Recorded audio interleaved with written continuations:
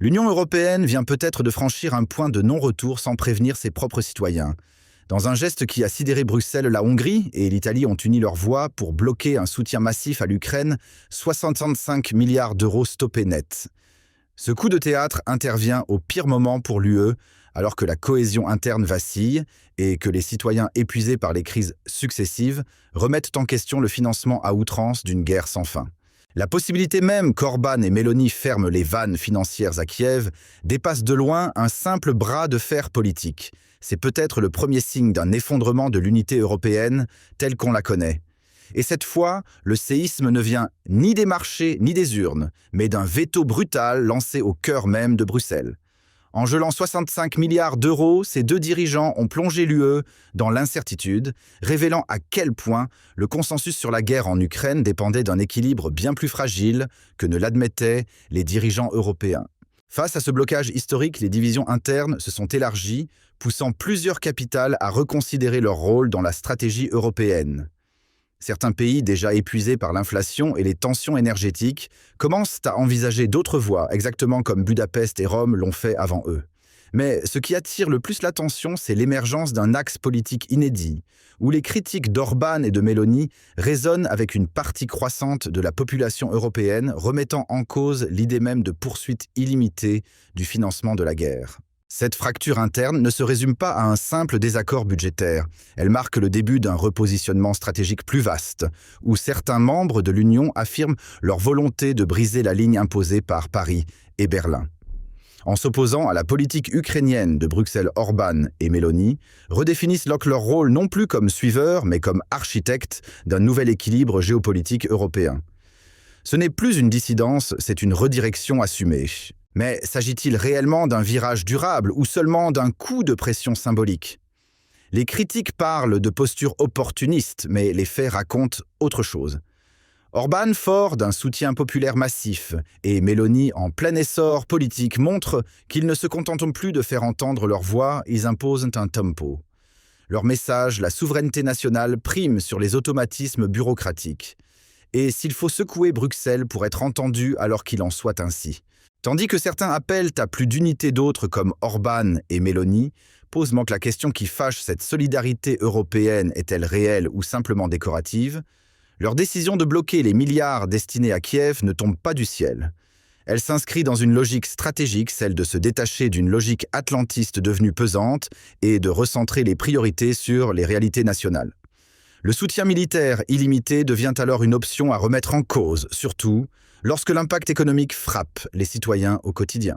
Ce repositionnement dérange certes, mais il trouve aussi des oreilles attentives. À travers l'Europe, des voix jusque-là discrètes saluent ce courage politique. Car au fond, ce n'est pas un rejet de l'Ukraine, mais un appel à revoir la manière dont l'Europe agit avec plus de prudence, moins de suivisme. Si l'establishment espère encore rallier Orban ou Meloni dans sa ligne, il devra proposer autre chose que des menaces ou des rappels au règlement. Car désormais ce sont eux qui imposent le rythme et Bruxelles n'a plus le luxe de les ignorer. Ce que beaucoup avaient longtemps évité d'aborder devient aujourd'hui une évidence politique. Jusqu'où faut-il aller au nom de la solidarité? Orban et Meloni ont posé un acte que d'autres n'osèrent qu'imaginer: suspendre les financements massifs à une guerre qui semble sans fin. Derrière cette décision, il y a une volonté de remettre les priorités sur la table, pendant que des milliards quittent les caisses publiques des familles européennes, peinent à chauffer leur maison ou à faire leurs courses. Le message est clair, la défense de l'Europe passe d'abord par le bien-être de ses citoyens. Ce recentrage provoque un électrochoc. En refusant d'avaliser la logique du chèque en blanc, à Kiev, Orban et Meloni redéfinissent sur les contours d'une souveraineté européenne plus assertive. Il ne s'agit pas de tourner le dos aux enjeux internationaux, mais de repenser le rôle des nations au sein d'une union devenue technocratique. Loin d'être un repli, leur démarche s'inscrit dans une dynamique de rééquilibrage où la voix des peuples reprend du poids dans les décisions qui comptent. Rompre avec la ligne dominante de l'Union européenne n'est pas sans conséquences. En mettant leur veto, Orban et Meloni ne se contentent pas de bloquer une aide financière, ils défient l'architecture diplomatique patiemment construite autour du soutien à l'Ukraine. Berlin, Paris et Bruxelles voient dans cette rupture un signal d'alarme, l'unanimité n'est plus acquise. Pire encore, ce désaccord public ouvre la voie à d'autres pays qui, jusqu'ici silencieux, pourraient bientôt suivre le même chemin. Car depuis le début du conflit, l'Union avait construit un récit quasi sacré autour de l'unité et du devoir moral d'aider Kiev.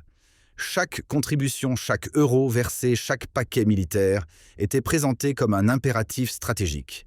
Or, la manœuvre d'Orban et Meloni vient fissurer cette narration en refusant l'automatisme de l'aide. Il souligne que la solidarité imposée n'est pas synonyme de bon sens. Et cela, aux yeux de millions d'Européens, commence à faire écho. Refuser de suivre le courant dominant, c'est accepter de payer le prix politique et médiatique. Orban et Meloni le savent mieux que quiconque. Leur choix de bloquer l'aide à l'Ukraine ne résulte pas d'un simple calcul financier, mais d'une volonté affirmée de casser la dynamique d'alignement automatique. Bien sûr, cette posture implique des tensions, des critiques virulentes et des défis diplomatiques, mais elle révèle aussi un courage politique que peu osent afficher à ce niveau de pouvoir. Et ce courage soulève une autre question fondamentale: faut-il rester fidèle à un système qui exige obéissance sans débat? Tandis que Washington renforce sa logique protectionniste et que Bruxelles impose des décisions à marche forcée, Orban et Meloni proposent une voie alternative, celle d'un recentrage souverain. Le dilemme est clair: suivre le troupeau ou reprendre le contrôle. Pour eux, la réponse ne fait aucun doute, il est temps de réécrire les règles du jeu. L'avenir de l'Union européenne pourrait bien se jouer à travers des décisions comme celle d'Orban et Meloni. En brisant le consensus sur l'Ukraine, ils posent une question fondamentale: les milliards dépensés servent-ils vraiment la paix ou alimentent-ils un engrenage sans fin?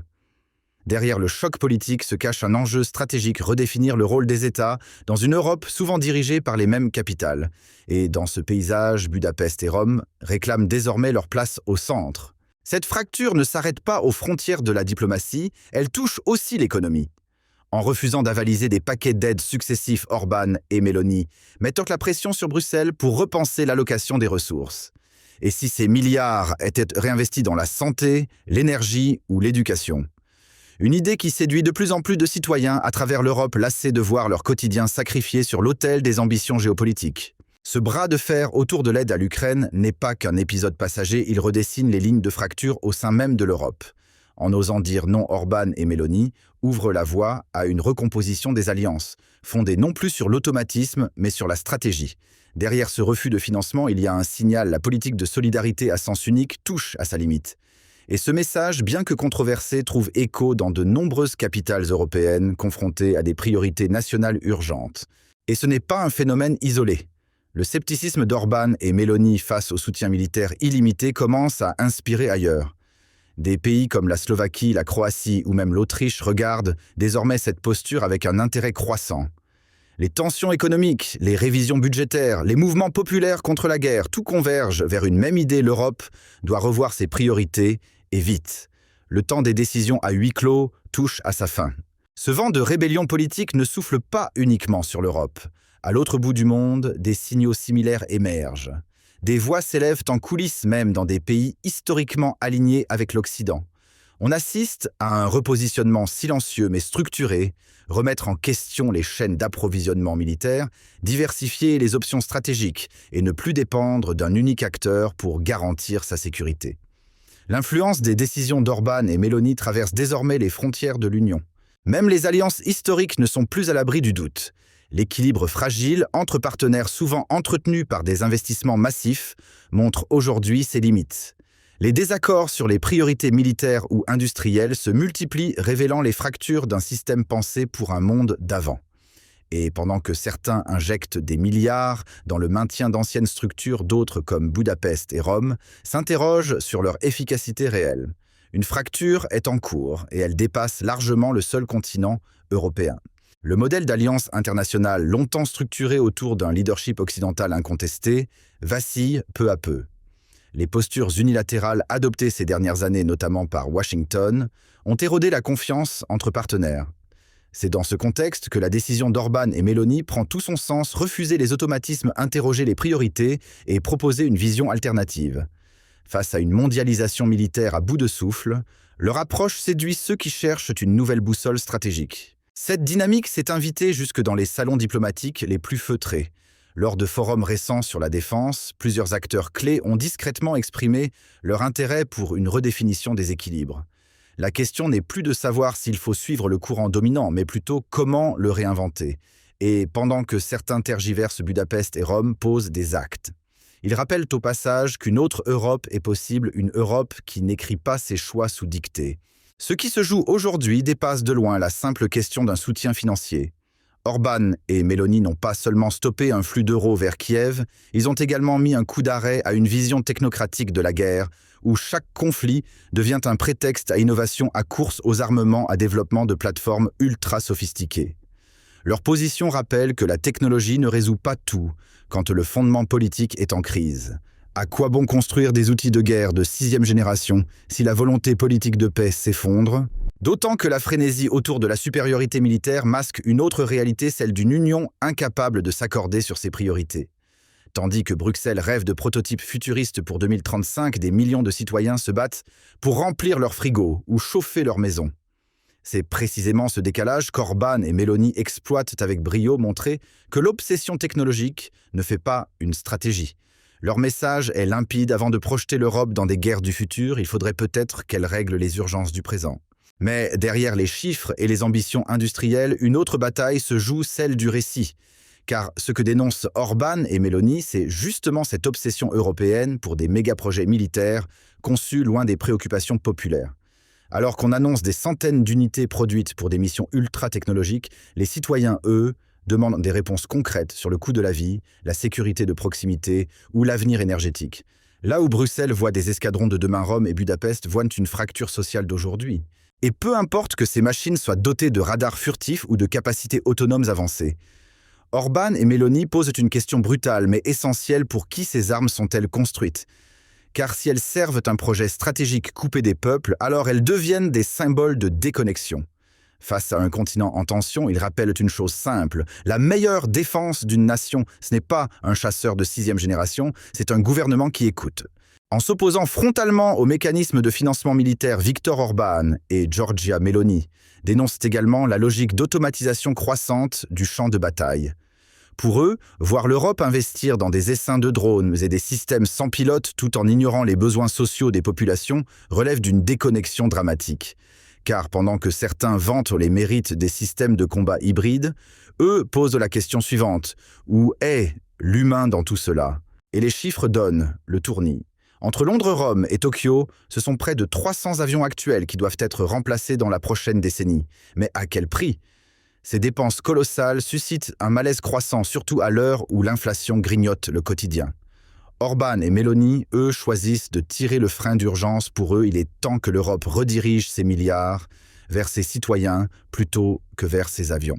Dans ce climat tendu où chaque euro dépensé est scruté, le programme GCAP apparaît pour certains comme un Eldorado industriel. Avec près de 290 appareils en remplacement auxquels s'ajoutent 60 exemplaires prévus pour des clients potentiels, la machine est bien huilée. Mais Orban et Meloni posent une question simple: à quoi bon ces chiffres mirobolants si les citoyens européens doivent se serrer la ceinture? Car pendant que certains rêvent d'exportation vers Ottawa, Riyad ou Stockholm, d'autres exigent des réponses sur l'explosion des prix à la pompe et la crise du logement. Et les espoirs commerciaux se heurtent à la réalité géopolitique. La Suède, elle préfère miser sur son savoir-faire local avec le Gripen. Quant à l'Arabie saoudite, les barrières liées au transfert de technologies japonaises freinent toute coopération concrète. Londres et Rome font mine d'ouvrir la porte, mais sans consensus clair. Dans ce contexte flou, Orban et Meloni maintiennent leur ligne. Avant de penser à vendre des avions à l'étranger, l'Europe devrait d'abord s'assurer que ses propres citoyens ne soient pas traités comme une variable d'ajustement budgétaire. Alors que les grandes puissances s'affairent autour du GCAP, une réalité s'impose: sans convergence politique, financière et industrielle, aucune avancée ne pourra être consolidée. Les pays intéressés devront démontrer qu'ils partagent une vision cohérente de la défense européenne, sinon ce projet risque de rester une coquille vide. Et c'est exactement ce que dénoncent aujourd'hui Orban et Meloni. Dépenser sans cadre clair, sans objectif défini n'est plus acceptable dans un climat de tension sociale croissante. Le GCAP pourrait bien devenir un symbole d'ambition ou au contraire de fracture. Face à cette équation instable, des nations comme le Canada ou l'Australie hésitent encore. Rejoindre un projet aussi vaste implique de repenser leur posture géopolitique, d'ajuster leurs alliances et surtout de mettre la main à la poche. Une chose est certaine, tant que l'Union européenne n'aura pas clarifié sa stratégie de soutien à l'Ukraine, des voix dissonantes, comme celles de Budapest et Rome, continueront de faire obstruction. Zelensky, malgré son insistance, voit les lignes bouger lentement, voire reculer. Si vous aussi vous pensez qu'il est temps d'analyser froidement ce qui se trame derrière les grandes déclarations diplomatiques, alors abonnez-vous, laissez votre avis en commentaire et activez la cloche pour ne rien rater des prochains épisodes. Ici, on décrypte les enjeux que les médias traditionnels n'osent pas toucher. À très vite dans une nouvelle vidéo spéciale Arbren.